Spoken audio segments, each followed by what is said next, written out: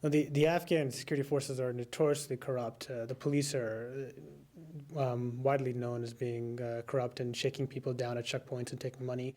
But of all the various sections of the Afghan security forces, the most corrupt are the border police. If you look at the Afghan border police and compare them to the rest of the Afghan security forces, there's only one difference in terms of their training, and that's that they were trained by Blackwater.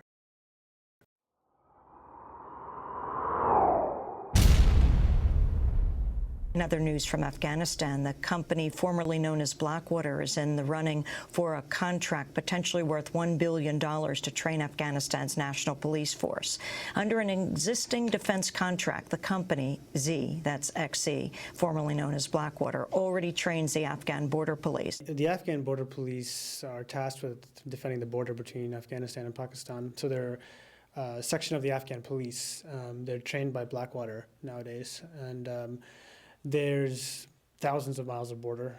Insurgents cross the border very easily, and so the border police are seen as pretty essential to actually securing the country. I went out to a province called Kunar, which is right near the tribal areas of Pakistan.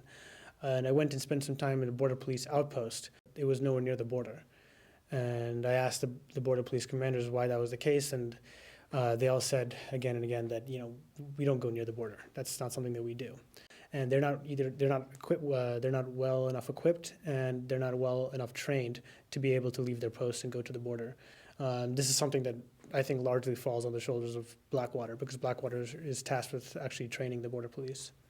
So they were doing everything imaginable, like drugs, smuggling, siding with the insurgents, except for what they were actually supposedly trained to do, which is protecting the border.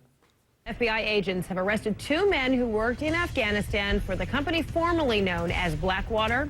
The indictment handed up by a federal grand jury charges each man with 2 counts of second-degree murder and includes several weapons charges. The arrests stem from the shooting deaths of 3 Afghan men in Kabul last May.